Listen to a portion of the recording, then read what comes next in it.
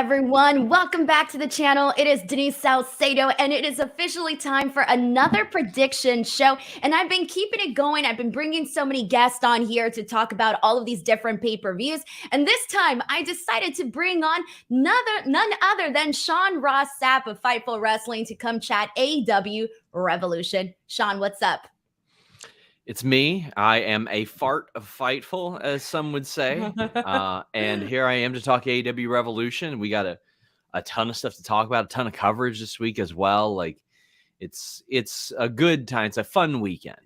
I think so too. I'm pretty excited about the show. I know a lot of people kind of have like mixed feelings about it because I know there are some people that are like so stoked for the pay-per-view and there's others that are kind of, on the fence deciding whether or not they actually want to buy the pay-per-view. And I've been seeing a lot of different answers from different people. So before we get into everything here today, just a heads up to everyone that's here. Not only are we going to share our predictions, but we're also going to preview the show, share our thoughts on the builds and all of that. So please make sure to send in some love in the comments section if you are here. Also, if you want to help support this podcast, as always, feel free to send in a super chat. Those help me keep funded and all of that good stuff. But let's get into it. We actually got our first super chat in here from Tom Talks Rubbish, who says, "Thank you for both being awesome people." Well, thank you so much for sending in the super chat. It's much appreciated. So, Sean, part of the reason why I wanted to bring you on here was because you and I, we mainly get to talk about WWE stuff. Yeah. It's very rare when we get the opportunity to talk about AEW stuff. Every now and then it'll pop up, but we normally don't get to talk about AEW. So I want to start off by asking you how you personally are feeling heading into AEW Revolution. Well, personally, I mean, the way that I feel is a lot different than many others because, you and I covered these shows, and between Double or Nothing last year and All Out last year, I was not looking forward to covering Full Gear after that because of the fallout as a result of those. We're talking the MJF thing and we're talking the CM Punk thing. So I went into Full Gear, and I don't want to be dramatic with the term, but with a little PTSD from covering those things because it's very hard to decipher a lot of this information and find out what you're feeding or what you're being fed is real, not real, all that. After everything went smooth with Full Gear, I was like, all right, I'm still out here getting news. Everything's going smooth. The wrestling's good. It's fun to cover. I'm more excited to cover this weekend because I don't think that anything catastrophic is going to happen. So I'm excited in that sense. AEW nights are always long nights. It's going to be longer for you than me because you'll be there. But those rival UFC pay-per-view coverage in like how long they last. But as far as the card in general, I think it's a pretty solid card. I think the booking could have been a little bit better, but we'll see how it pans out Sunday. I think so too, and it is going to be a long night. I'm curious to see what that media scrum is going to look like, who's going to be part of it. Usually it's always the winner, so you kind of already know. But even then, it's still like, okay, you just never know what's going to happen, especially after, the CM Punk stuff. The MJF one, when he won the title, that one was pretty good too, because he just came out and yelled at the wrestling media. Yeah. So it was definitely a different take. So I feel like now, I'm sure AEW knows that there's a lot of more eyeballs, I think, on the pressers after the CM Punk thing because people are interested. Is something going to happen? Is someone going to say something that they necessarily shouldn't? Yeah, and I thought Britt Baker had a wonderful set of quotes on Brandon Walker's podcast. She was like, it was embarrassing, it was heartbreaking, it was unfortunate. I thought that thus far she had the best public handling of that situation. And man, I can't say that I was upset that the last scrum was a little uneventful. Is it great for my subscriptions? No, but it is very great for my mental health and my sleep schedule. So there's that. I got to tell you, it is scary because, you're out here breaking the hard news. You're out here having to share information. And I think after like the MJF thing and like all of that you had to deal with, I think that was pretty intense. But, you kept it going, man. You kept it going. Yeah. And I mean, it was wild covering that MJF thing because like there were a few people in that media room, yourself included, that I was like, here is the evidence that I have in regards to this situation. If it is denied or anything like that. Because I wasn't there. That was the first AEW pay-per-view that I hadn't gone to. So, I messaged you, Will, maybe John Alba, and a few others. And I'm like, listen, I know that there are going to be people that dispute this. Here is the actual physical evidence in which I possess about this. And honestly, I felt like it really put in display like how you cover things, how Will covers things, and how I do. I feel like I'm more useful here at my desk with a neon light blaring behind me and being able to coordinate with you guys as well, because my scrum videos aren't going to do better than yours. I don't think I'm going to ask better questions than Will because he's very good at that. I'm really good at coordinating with people remotely, and I think that ended up working out really well. And you still got your 700 million views for Brawl Out too, Denise. Yeah, seriously, that one helped pay some of the bills for sure. Yeah. But we got a super chat here from Snap Crackle Pop who says, "Please be careful with the predictions. The last time you two predicted together, you put Vince coming back into the universe, still not forgiving you. That was crazy, mainly because The Rock even saw that, and I never thought that he would, let alone see it, and then actually hit a like button for that. I felt pretty special that day." Mike D sends in a super chat saying, "Evil Doink Hardcore Holly for 2023 Hall of Fame." Thank you so much, Mike D, for sending in a super chat. We got Steve Fight, who sends in a very generous super chat. Thank you so much to Steve for sending this in. It's much appreciated, seriously. All right, so let's get into this card. We're going to kick it off. We got 8 matches to talk about. So we're going to kick things off with a match that was recently added and was given the stipulation of no holds barred. Christian Cage versus Jungle Boy Jack Perry. So Sean, I want to start off by asking you, given that this storyline is one that has been going on for a long time, but it did hit the pause button when Christian Cage was out due to injury. When he came back and this whole thing resurfaced once again, were you like on board and ready to see the continuation of this, or what was your feelings for that? Yeah, because what we saw at All Out was abbreviated due to Christian's injury, and that is one of the benefits of AEW. If they think you can get through that little quick thing and you can do it and not hurt yourself anymore, they'll allow you to do it. We haven't seen Luchasaurus pop up lately. I don't know if he's been off TV. I don't know if it's like for storyline injury. I don't know if it's because of the weird little mask lawsuit that's going on with the creators of his mask that want some royalties as far as that goes. But we've also not seen him around for a while. And while Jack Perry's been around, we haven't seen him booked to do much. Now, when I look at this and I saw how Christian Cage reintroduced himself by saying, "No, I want a singles title. You don't deserve one." The clock is ticking a lot more on Christian Cage than it is Jungle Boy. So when I saw that, I was like, okay, I understand why he's like, wait, I beat you technically last time. It shouldn't be you going for a singles title. It should be me. So as long as this isn't like some extended thing that goes like 4, 5, 6 more months, I'm a little bit more okay with it. I'll reserve judgment to see how it plays out through Sunday, because will Luchasaurus be involved? Who's going to win? I'm leaning Christian Cage, but I'm okay with how it developed. And here's the thing, like for me, this is a story that I was like already in love with, like even beforehand. And so when they like, when Christian Cage returned and they resurfaced to this, I was completely on board because I felt like we did really need to see that big culmination. And what I in particular love about this is that it has gotten so deep, so personal between Jungle Boy and Christian Cage. When Christian yesterday said this needs to be a fight, no rules, this and that, to me, adding that just kind of goes to show that like Christian Cage, he's been around forever. So he knows how to make this feud, this match even feel more legitimate. And then the whole vignette that Jungle Boy did where he shed the one tear, he's digging the grave. I am particularly liked that because we all know all of the shots that Christian Cage has taken towards Jungle Boy's dad. And so for him to be like, you know what? I wasn't ready to like hit you with the chair last week. I wasn't ready to go that far, but I am ready now by showing that he's digging the grave. He's ready to end Christian Cage. So I really loved like the concept of what they did for that video package yesterday. I thought it was really good.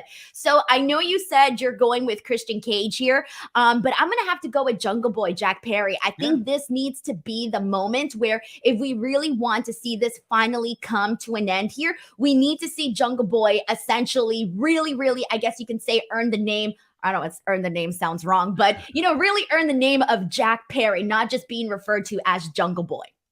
Yeah, and Christian Cage's era with Jungle Boy was a big part of him growing because he got mentored in that sense. So yeah.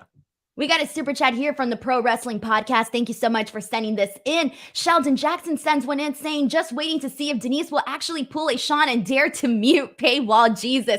Although I forgot to tell you, I did put our interview that you and I did on my YouTube paywall. And I've been meaning to tweet, I paywalled the paywall Jesus, and I kept forgetting to tweet it out. Forgot I'll about probably tweet it today or something. Yes, Boy sends in a super chat. Thank you so much, saying Jungle Taker for the win. Obviously with the similarities of the Undertaker and that vignette that he did. Thank you so much to Yes Boy. All right, next weird up. vignette. That was a really weird vignette. I loved it. I really loved it. It was so weird. Yes, It was so no, it wasn't. out of He left got field. deep, man. He got deep. He shed one big giant tear. He's digging a grave. He's flashbacking everything. Oh, He's I loved gonna it. kill Christian. He's gonna murder the man. He was okay, and is he not justified though, Sean? He literally No, talked about his dead father. He That's talked not about his mother. No, that's not justification to murder somebody, Yes, Denise. it is, Sean. No, Yes, it it isn't. is. No, it isn't. You're Okay. a weird IWC tribalist thinking that that's normal. No, it's not normal. He talks some trash. You can't murder somebody for that. Hey man, he talked about his dead father, all right? He got in It's his not mother's grounds face. for murder. This is now grounds for murder. Oh no. I want a buried alive match. All right, Jeez. moving on. We got the Elite defending their championships against the House of Black in a 6-man tag team match for the AEW World Trios Championships. I want to start off by asking you, Sean, how have you felt about the Elite and their I guess you can say spot on the roster ever since their return back to AEW? I'm fine with their spot on the roster. You needed the reason those trios titles were established was for the Elite and because the Elite could launch them. Unfortunately, they had to miss a couple of months, which is a bummer. But also, when people were clamoring for trios titles, there were a lot more really well booked trios. You had Santana, Ortiz, Kingston. You had members of the Pinnacle that could have challenged for that. You had a lot of stuff. I mean, Jericho Appreciation Society is still around, but we don't see them vying for the trios. But there were the option of so many more trios out there than what is being presented. Right now, what is being presented is the Elite and then whoever it is that's wrestling them, instead of, okay, where's my Jericho Appreciation Society versus BCC? Like, if you're doing that feud, say one of these is for top contendership of the trios titles. Like, there are so many options available. And what it seems like is almost when Chris Cyborg was brought into the UFC and they made a 145-pound belt. It's like, well, where's the undercard on that? Like, why is anybody competing for top contendership? They're just bringing people in to face her. That's how this feels. The trios are there. I just want them to be established for the Elite. Right. And here's the thing, like for me, I loved everything that they did with the Best of 7 series with the Death Triangle. I thought that was phenomenal. But even after that, though, a lot of people, we figured, okay, they're probably going to go with the House of Black next. And I just kind of feel like they haven't really done much with the House of Black since they returned. So I did kind of think like, okay, this feud with the Elite is definitely the right way to go. It's giving both sides, something to do. But at the same time, for me, I'm like not in a place though where I want to see the House of Black defeat the Elite. So for me, I'm going into this thinking like, I just want to see a cool match, but I want to see the Elite win. Like, I don't want to see them lose to the House of Black. And I know there's a couple of people out here, obviously rooting for the House of Black, but I'm just not seeing it. I just feel like to me, the Elite is just, I want to see them really just go out there and have like all of these different types of matches with different types of teams and really establish those AEW World Trios championships, especially because we kind of took a hot minute to get them, back on the Elite due to all of the drama and everything that unfolded. Yeah, I completely agree.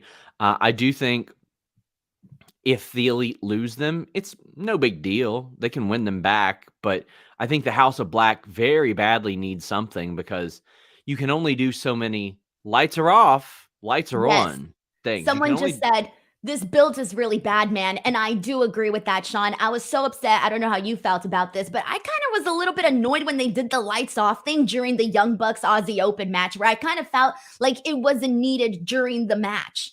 Yeah, I didn't think it needed to happen during the match. I thought the way that they handled it on Dynamite was great. Another way I would have built this was Kenny Omega against Buddy Matthews one-on-one, a match that a lot of people have long said, let's do this. And I would have had Buddy Matthews win that match clean as a sheet too, because that establishes Buddy Matthews within this scope. It makes people go, oh crap, this match is happening. Like this should have taken up like the last half hour on a Rampage or something. Got a few people to watch that wouldn't have normally watched, because you're doing what, again, some people legitimately consider that a dream match. I do. And maybe that's still to come. Maybe that's yet to come, because maybe this won't be the only time we see this. But also, I would have House of Black win to play off of all the online chatter and the rumors, and nothing to really lend anybody to believe that the Elite and Kenny Omega are leaving. It's just people picking fights with their own imagination and being like, wait, their contracts are up within a year? Bet they're going to WWE type of thing. But play off of that. And Kenny is really, really good at working people in interviews as well. Have him play off of that as well. I would embrace it. So are you going with the House of Black here? I am. Okay. And I'm on the opposite side. I'm going with the Elite on this one. But we got a super chat here from Mr. CJ Lilly, who says the trios titles feel similar to the WWE women's tag team titles. So much potential, but not working out the same as we envisioned it, with only a few teams. And here's the thing, Sean, when AEW first got started, one of the things that drew my attention in particular to AEW was all of the tag teams that they had. I was so stoked about the Lucha Bros, Santana and Ortiz, and just really the entire tag team division. I thought there was just so many different options and ways and things that you can play with all of the different characters. And I don't necessarily know that, I don't want to say that we haven't gotten great stuff, because we truly have, but I still think that there was a lot more that can be done with the AEW tag team division. Yeah, and a lot of those teams have been sort of relegated, and unfortunately, LAX are no longer a team and no longer friendly, but people were talking about them as maybe the best tag team in the world when they got hired. But dude, they're my favorite team, like legitimately. Yeah. But like right now, like I'm on the Fightful roster page. Here are trios that they could have together. You have Acclaimed and Daddy Ass, and Helico, Butcher and Blade, the Mogul affiliates, Best Friends, Blackpool Combat Club, Dark Order, Death Triangle, the Elite, the Embassy, the Factory, the Firm. Whenever Mark Quinn comes back, you have Private Party and Ethan Page, or Private Party and Matt Hardy. But right now, you even have Isaiah, Matt Hardy, and Ethan Page. You have Jarrett, Lethal, Satnam. You have Wardlow. You did have Wardlow teaming with FTR for a while, but I think FTR should team with Mark Briscoe in the future. You have LFI. You have Jericho Appreciation Society, Trust Busters, and Wingmen. So you have a few marquee teams. You have Death Triangle, the Elite. You can make Dark Order one if you involve Hangman Page somehow. Best Friends are always going to be over. Jericho Appreciation Society is a team that will always be them, but Blackpool Combat Club too. So you have a few teams that can be marquee teams. It's just it's hard to get people invested unless you have the story behind it as well. Right. For me, I think it's easier to get into teams when I see them just really go out there and do cool stuff and whatnot. I think they're doing a good job with Top Flight and AR Fox in doing that.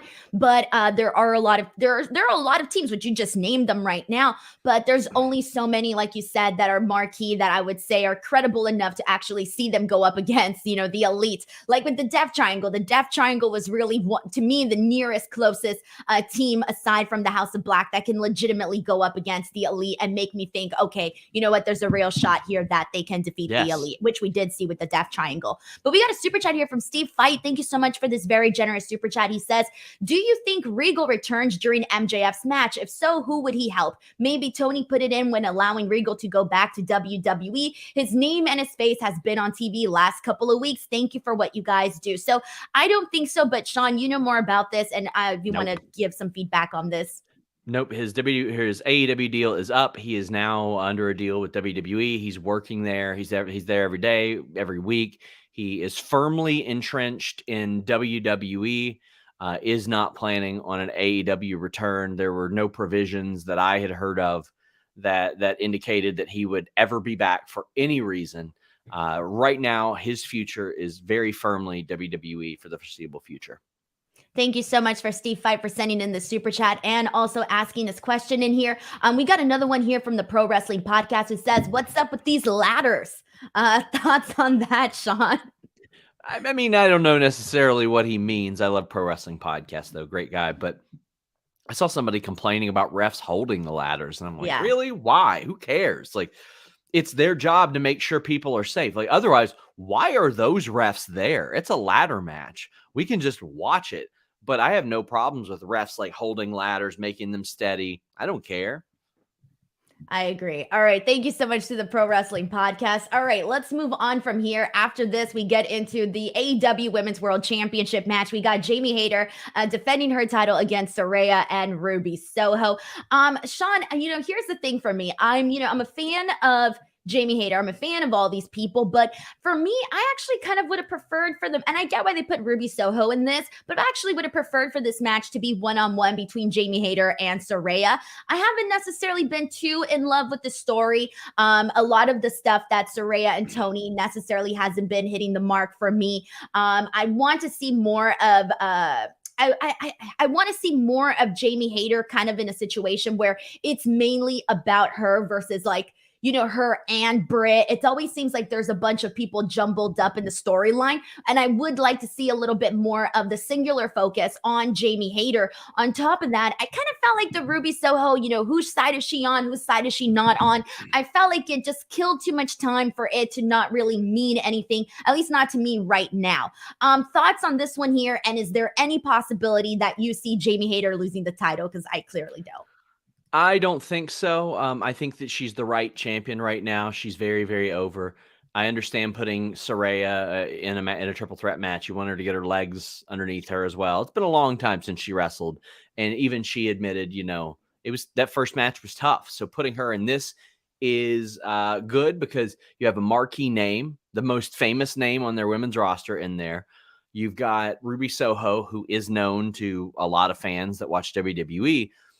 But Jamie Hayter is so just perfectly champion material that I think that is important. I'm very intrigued in what Ruby Soho is doing, but I've not been so intrigued about this Saraya Tony stuff. It's like if Bart Simpson tried to start the NWO.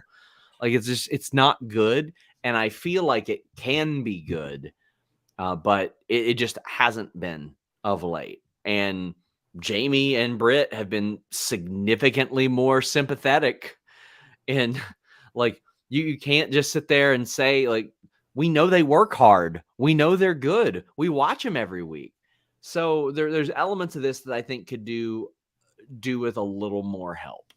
But yeah, I think I completely Jamie Hayter's agree. winning. I don't know why I feel like this story has it's kind of been a little bit of the same thing over and over and just a little bit prolonged. So I haven't been like too hot for it. But we got a super chat here from Mr. CJ Lilly who says, is there too much use of outside events in the program with having so many people using moving to WWE as a story thing, as it seems like the only story? I don't necessarily feel that way about this stuff personally, because I feel like you look at a lot of these matches on the card and maybe like one or two have had a mention of even anything remotely related to that. The foundation of AEW was to build something different and to change the wrestling world. And they objectively did that. I don't care how much you like or dislike AEW. You cannot say that it didn't. I can tell you that a lot of the people that I talk to in WWE are very thankful that their once six-figure salaries that people were like, whoa, they're getting paid that, are now tripled, quadrupled, like into the millions now because there is competition that can bid against them. So it changed the wrestling world for a lot of reasons. So within storyline, it's very easy for a guy like MJF to say, I'm going to do exactly what the guy who started this company did and leave to go to WWE. It's very easy for Saraya and Tony Storm to play off of that and be like, well, we decided to come here. We could be there if we wanted to. We chose not to, so we're better than you. I think that's okay to kind of lean on sometimes, because we're not talking like ECW level of anti-establishment. but there's definitely wrestling history is AEW history, and I think that's important. Yeah, and I do feel like they've toned it down because there was weeks where it was like multiple times back to back, and I have seen Yeah. it like toned down a whole lot. We Oh got yeah. Don, aka Smiley Girl, is a member here of the YouTube channel, and also send in a super chat. Thank you so much to Don, who says, "Hi Denise, hi Sean. Just wanted to thank you both for what you do day in and day out, and to remind everyone, don't forget to hit that like button." Well, that is very nice of you, Don. Thank you so much for setting this in, and thank you for your continuous support all the time. Thank you very much. Okay, and let me just catch up here. All right, moving on to our next match here. We only got a couple more. Chris Jericho versus Ricky Starks. Damn, Better I be don't know where Ricky to start with this Starks. one. It better be Ricky Starks. Listen, Jericho is Jericho, and he's going to be around for a long time. He's feeling good, signed that new deal recently. So he's going to be there for several more years. But Ricky Starks, he needs a victory, a big victory again over Jericho. He needs to dominate a feud. Not every feud needs to be win, loss, rubber match. No, let Ricky Starks dominate this whole damn feud. Let him do it. But unfortunately, what I see happening is while Yas is banned from ringside, Jericho's going to find another way to cheat. And it'll be like, oh, man, but he cheated. So Ricky's still better. No, Ricky's got to get the pinfall. I think it's very important, and he needs to be launched into the stratosphere. So you think they're going to carry this feud on even longer after this? Like you're not seeing this being anywhere near the end, are you? Oh, it's a Jericho feud. It's probably So going to go through Double or Nothing, I think. Man, all right. And it kind of does like look, here's the thing. Like I love Chris Jericho and I love the matches that he has, but I do feel like sometimes I think a lot of these stories do need to kind of wrap up just a little bit quicker.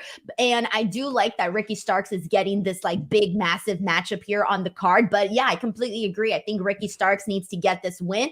But like you said, if this feud is going to continue to go longer, there's going to be a great chance that he's going to get royally screwed somehow and we're going to see Jericho winning this. But I'm hoping for Ricky Starks. I think that's kind of where I'm at on this one, but we'll see what ends up happening here. All right. So next up, we got Samoa Joe versus Wardlow for the TNT Championship. And based off of yesterday's Face of the Revolution ladder match, we know that Powerhouse Hobbs will be facing whoever wins coming out of Revolution will be facing them next week for the TNT Championship. And I feel like that definitely has to be mentioned because for me, it impacts obviously what I think or who I think should end up winning. But before we get into this, how have you felt, Sean, about the Samoa Joe Wardlow story and what they've done with these two the last several months? I liked it. I didn't quite understand the haircutting thing at first, but then I loved the way that Wardlow explained it, how it was important to him, how it meant something to him, to his father, all that stuff. I thought that was very, very good. And Samoa Joe just being like, tough. I don't care. I don't care about anybody but me. Hobbs, unfortunately, has just been like in the background. And to me, like, why not do Samoa Joe and Wardlow on Rampage and be like, damn, look at this super premium match. And then Hobbs gets his TNT title shot in his hometown on the pay-per-view. Like, I just don't understand. Like, to me, you maximize everything the week of your pay-per-view because you have such a big roster. I thought they did that really well last night. They had a big ladder match, a big battle royal, FTW title, All-Atlantic title. Thought that was very good. But why not Rampage 2? Put the TBS title on there. Jade's not booked. Have her do an open challenge. Put the TNT title match on there. And then winner of the ladder match, winner of the TNT title match, then face off Sunday. And you can promote your hometown guy, Will Hobbs, on both the Dynamite and the pay-per-view. I just think that would have been a little bit better. I think the title goes back to Wardlow because I had actually heard he was supposed to win it a while back. But that got a little bit pushed back. But him and Hobbs has seemed like a course for quite a while. But I wouldn't mind if this went to a non-finish and it's all three of them in there slapping meat, Denise. Well, here's the thing for me, and I've said this a couple of times now on my show, is that, I'm a big fan of Wardlow, but I didn't like his run as TNT champion. I was not a fan of it. And so part of me is like, okay, if you're giving me these three options and what do I want to see? Granted, I want to, see Samoa Joe be TNT champion for as long as possible, right? Because I'm a big fan of Samoa Joe. But I would much rather see Powerhouse Hobbs as TNT champion, because that's fresh and that's new, and I don't know what to expect from that yet, than going back to Wardlow, because I'm afraid that they're going to keep doing the same thing that they were doing previously with Wardlow. So part of me is like, man, who do I want to win here? Like, part of me is thinking, well, if Wardlow wins, then there's a good chance that I'm not going to see Hobbs defeat him, because I don't think they're going to give Wardlow a one week run. Maybe they can, but I just don't see it. So then I'm thinking, well, if Samoa Joe defeats Wardlow and then we get Samoa Joe and Hobbs, then there's a better chance that Hobbs will get the win there. But at the same time, it's like, damn, I don't necessarily know if that's necessarily true. So I'm a little bit stuck here where I'm just trying to. There's two scenarios that I want to see. I either want to see Samoa Joe run rampage over everybody, whatever you want to call it, run wild over everyone. Or I want to see something fresh, something new in Powerhouse Hobbs. I don't necessarily know that I want to circle back to Wardlow unless they do something different with him. Yeah, I completely agree with that. So I don't know. In terms of your official prediction, who are you going with? If I've got to pick one, I'll say Wardlow. I think this could go to a non-finish, and I think we could see a triple threat next week, and I think that would be a lot of fun. That would be fun. Just to give an answer, I'm going to go with Samoa Joe. I think he's going to defeat Wardlow, but we'll see. Mr. CJ Lilly sends in a super chat saying, unrelated, I need to say this. It feels like WWE are doing Naomi and Sasha to Alexa right now, with them removing her from the Women History Month stuff and Alexa not being surprised. She feels low on confidence right now. Sad, says Mr. CJ Lilly. I haven't seen any of that stuff, so I don't even know what's going on with the Women's History and Alexa Bliss not being included. I don't know, so I don't even feel like I can comment on this, but I don't necessarily think that would be like a diss or anything at Alexa Bliss. Any thoughts on this, Sean? No, I mean, I know Mr. CJ Lilly is a big Alexa fan, but I mean, I don't think that there is this intentional disrespect that some of the Alexa fans believe there is towards her. I know that she has, she's got a lot of like weird social media people that come after her and stuff like that. And it's best to try to not use that and cast that on WWE, because I mean, WWE sees her as a valuable performer and long have. It's just they haven't always had good creative for her, and that's the unfortunate part, because I feel like everything that they give to Alexa Bliss, she commits to, and she's like, well, even if it's dumb, I'm gonna make it as less dumb as I possibly can and do it to the best of my abilities. But she has also been very, very willing to say, if you don't have anything for me, why am I around? And I respect that an awful lot. Right, exactly. Thank you so much to Mr. CJ Lilly for sending that in as well. All right, so we got a couple more matches to get into. We got 3 more before we get into those, guys. If this is your first time on the channel, or if you've been here a couple of times but you haven't clicked that subscribe button just yet, please do so. This channel is run entirely by me, and it really means a lot to me. If you guys click that subscribe button, I'm going to be at AEW Revolution this weekend, so I will be posting all of the media scrums and clips and stuff like that. I have a brand new interview with Action Andretti. If you guys haven't checked that one out, please go ahead and give it some love. He gives some really great information, and he's an up-and-coming rising star, so I feel like you're definitely going to want to get to know him. So check out that interview and also make sure to subscribe. But next up, we got Jon Moxley versus Hangman Adam Page in a Texas death match, and this to me, Sean, feels like the match that most people are ready to watch, like are most interested in it. How have you felt about this, series that we've been seeing with Moxley and Adam Page? I love it. I don't usually like rematch, but this one has made a lot of sense. I was there in Cincinnati for that main event on Dynamite that got abruptly ended. I don't know how long this story was supposed to go, but it ended up going really, really well. I think a lot of this will depend on the rules of the Texas Death Match, because there have been varying rules throughout time, and some of them can be very anticlimactic. Like if you have to get the pinfall, then the 10 count, that can be very, very anticlimactic. But I think that these two are two of the best creative minds, and I think that Young Bucks and Kenny Omega are what people think of when people say AEW because of how they started it. I look at Jon Moxley and Hangman Page as the heart and soul of AEW. Like, Adam Page is he's sort of like so pure, and Jon Moxley is so committed. Like, he could have went back to WWE and got $5 million a year, and I don't know what the hell they're paying him in AEW, but he could have got that, I think, pretty easily based on who he is and the fact that they would have had him main eventing WrestleManias, and he's like, no, I'm going to stay in AEW. I ain't taking the vacation I had planned. I'm going to help produce matches. I'm going to help mentor younger talent as well. So I see them as these guys that really help the blood flow of this company, I guess literally and figuratively.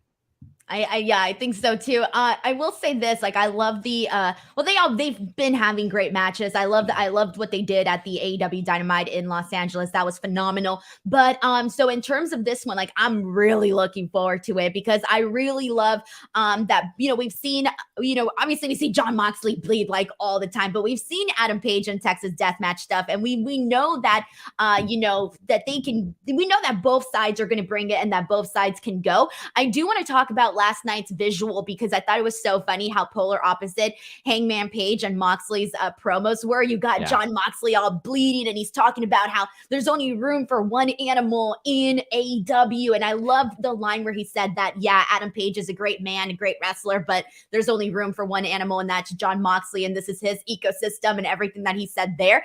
And then on the opposite side, you had Hangman Adam Page, who's like all looking all country with his country cowboy clothing, and it looks like the set of a music video. And he's talking more about passion and heart and this and that. So I kind of favored Moxley in the promo stuff, but I definitely want to see, and I think we should see Adam Page finally get the victory here. But what are you thinking? Because I feel like this match is more of Jon Moxley's style, I guess you can say. Yeah, I think it should be Hangman Page. I think that he sort of needs that, even though he's been world champion. I feel like since he became world champion, it was almost like, well, we know Punk's going to get it. And a lot of people were just kind of waiting for Punk to eventually get it. And that happened fairly soon-ish into it. Tony Khan always said that he knew who the first 4 AEW champions were, but then when Punk won it, well, obviously he didn't know that Punk was going to be champion from the start because he didn't have Punk. But I felt like a lot of that was sort of overshadowed by Punk, and a lot of it's always what's next. Like with MJF, I think a lot of people are like, okay, but what about 2024? Instead of what about what's next? And I think that Adam Hangman Page needs that, and Jon Moxley can afford that. He can afford to lose. Right, exactly. I think you're right on that. He can afford to lose. And I think it just adds to him saying, oh, there's only room for one animal. Well, next thing you know, we have Hangman Adam Page. We got 2 animals here on the roster. But we got Sean Ross Sapp's long lost child in here who says, Papa, MJF is going to lose. I don't know what's going on here, Sean. What's going on? Not mine. All right. Thank you so much to Sean Ross Sapp's long lost child. All right. And then Benoit Richer, who is a member here of the YouTube channel, says Hangman needs to win more than Jon Moxley. And I think we are in agreement with all of that. All right. And moving on to this next match here. This is for the AEW World Tag Team titles. We got a 4-way here with the Guns defending their championships against the former champs of the Acclaimed, Jay Lethal, Jeff Jarrett, and then Orange Cassidy and Danhausen, who were added last night. I want to start off by asking you this, Sean. What did you think about the Guns winning the AEW World Tag Team titles? I felt like it was bridging a gap. I felt like it was them leading to something else. But then I look at this and I go, well, Orange Cassidy doesn't need 2 belts. The Acclaimed don't need them back. I wouldn't mind seeing the Acclaimed and Billy Gunn chase the trios. Lethal and Jeff Jarrett not only don't need this, they don't need that much more TV time.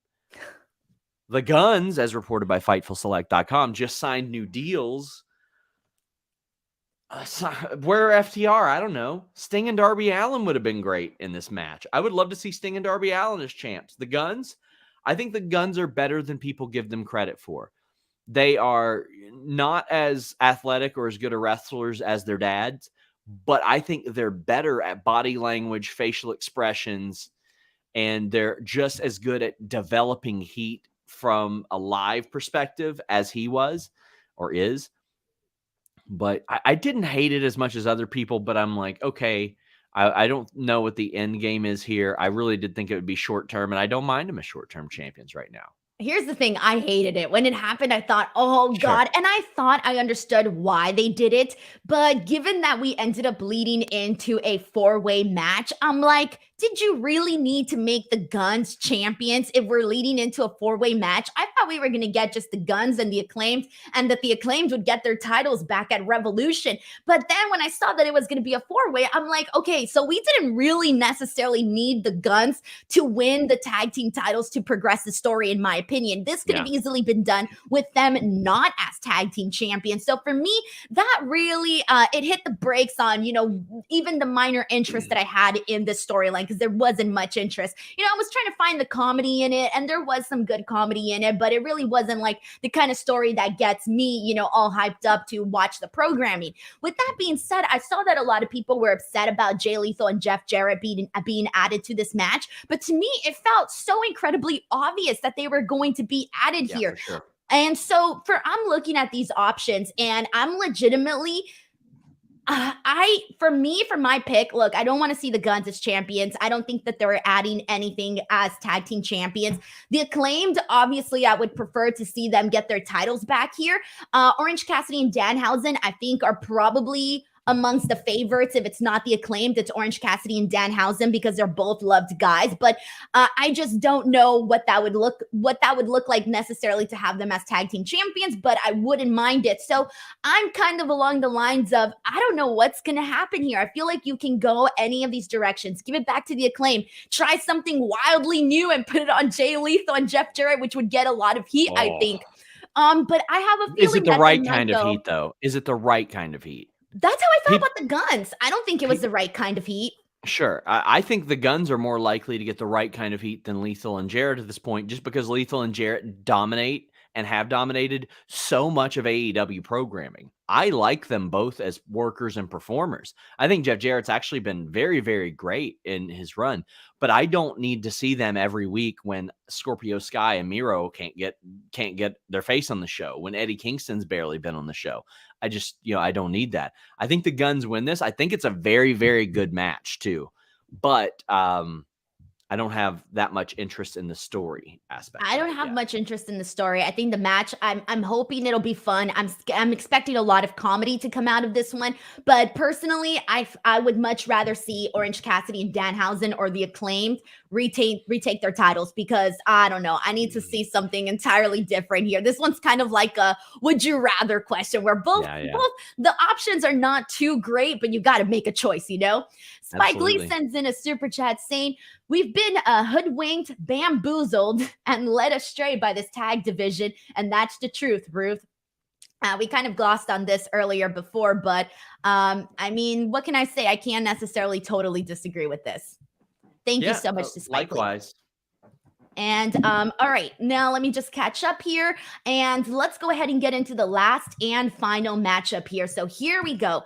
MJF defending the AEW World Championship against Bryan Danielson in a 60-minute Iron Man match. This is one that last night, Sean, I still didn't necessarily have my prediction. I have my prediction now, and I'm feeling pretty confident in it. I didn't really know which way this was going to go, because I saw this going both directions, but I want to start off by asking you, how have you felt with MJF as AEW World Champion? I like it. I think he's done really, really well. Anytime somebody finally gets their moment, it is always the what's next, and it's never good enough for a certain group of people. I think MJF has done really well. He is basically running like a Joker in Batman thing, where he's painting himself out as the babyface, as, oh, this is why I'm the way that I am. And it's always some other excuse. It's never his fault that he's an asshole. It's always somebody else's fault. And I've really liked the build. I especially loved that MJF, who is the best promo in AEW, wasn't allowed to talk on Wednesday. And Bryan Danielson was like, no. This is why your fiance left you. and I'm going to kick your head in. And wouldn't let MJF get the last word in that he's so accustomed to getting. And I think that's been a very unique build. And I think the what's next aspect of this is fascinating because a lot of people, I feel like, and for me, sometimes it's, okay, foregone conclusion. MJF is at least telling everybody that'll listen that his deal is up at the start of 2024. So he'll just hold the title till then. But Denise, I'm a big Bengals fan.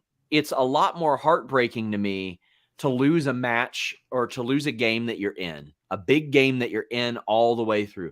Your team's winning, then they drop the lead.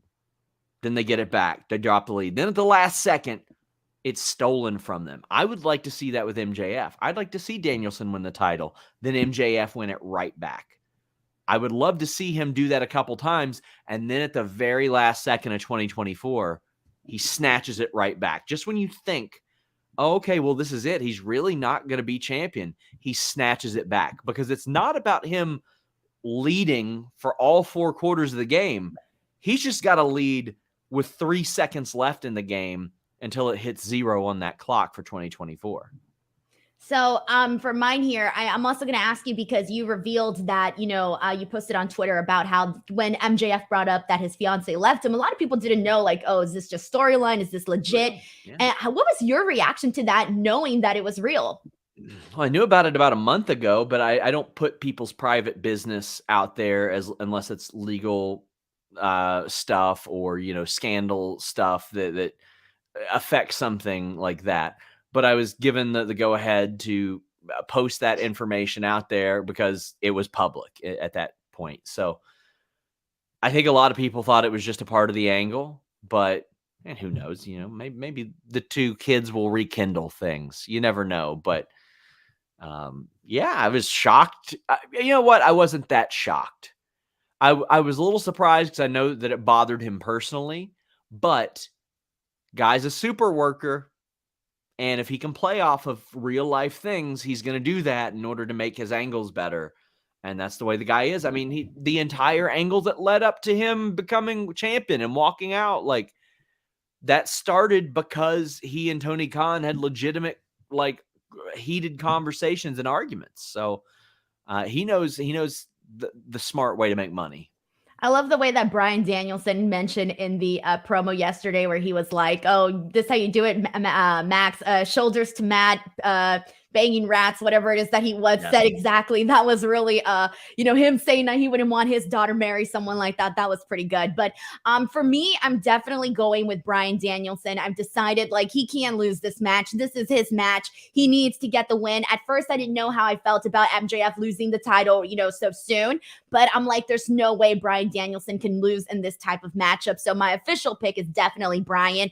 And I'm excited to see what it would look like for him as AEW World Champion. We got a super chat here from Mr. CJ Lilly who says, on this one, why would the Acclaim cash their rematch in on a 4-way rather than a straight tag team match as it puts them in a disadvantage? Didn't make sense. They pretty much kind of talked about this on AEW previously, and it's pretty much just like having confidence. And I don't blame them at all because you shouldn't be scared as a team to take on 1 team, 2 teams, 3 teams, whatever. It will make you look like a weenie, and they don't want to look like that, obviously. Yeah. Thank you so much to Mr. CJ Lilly for sending this in. We got another super chat from Mr. CJ Lilly who says, prediction for length of pay-per-view. Mine is 6 hours. I lose track at these. How long are they usually? To me, it's a blur, man. Usually 4 to 5 hours. It ain't going to be 6 hours. And then usually the scrum lasts about like 2 hours, close to 2 hours sometimes. So it'll be a long night. Have they been shorter now that Tony just joins them? They've been shorter. Like the Double or Nothing one was really long that one time in Vegas. Yeah. But it's been shorter than that for sure, but still pretty lengthy though. Yeah. But sometimes it's like, I think they got to get their timing down because there's some people where it's like, yeah, you don't really have too many questions for them. And you can tell that the room is like, okay, we're done. We're ready for the next person. But then there's other times where there's somebody that you still have a lot of questions for, and they tend to rush that person out. So I think that it's just finding the timing and balance of who there's more material for at these pressers. So there you go. Alrighty, everyone. So that was our AEW Revolution prediction stream. I want to thank Sean so much for coming on here and taking the time to come on to my channel and talk about AEW with me. Sean, before we go, promote what you need to promote. Grapsody has interviews with Ruby Soho, Keith Lee going up this week. We have reviews, previews, all kinds of stuff on Fightful. FightfulSelect.com. I know some of you might have reservations about plopping down $5 a month for wrestling news. It's not just wrestling news. You get early access to our interview notes. You get 30 plus podcasts a month that are not aggregated elsewhere. We're talking show reviews, exclusive news, Q&As, all that good stuff, plus hundreds of evergreen shows in our archives like Figure Hall, Card Hall, and retro reviews as well. Check that out, FightfulSelect.com. Please subscribe to our YouTube. Denise is blowing us out of the water. So I'm not going to tell you to unsubscribe from Denise's channel and subscribe thanks. to I said I'm not going to say that. So I didn't say that. But just come over to ours. We greatly appreciate it. Stay here. I don't tell you guys not to go to Fightful.com because I'm nice and I welcome the competition, Sean. No, but for reals, guys, all of the links to that are in the description box below to go support Sean and Fightful and all of that good stuff. As for me, you guys know the drill. Please subscribe here to the channel. I surpassed over 92,000 subscribers. I'm trying to get to 100K, guys, so I can feel like my work has finally been validated. Please give me some love on TikTok, Instagram, and Twitter @_ Denise Salcedo. Sean, I don't know what you're doing. Help me buy some more lights. This one's too small. Look at that. That's what she said. Wow. With that, ladies and gentlemen, that was our show. Thank you guys so much for being here. Bye, everyone.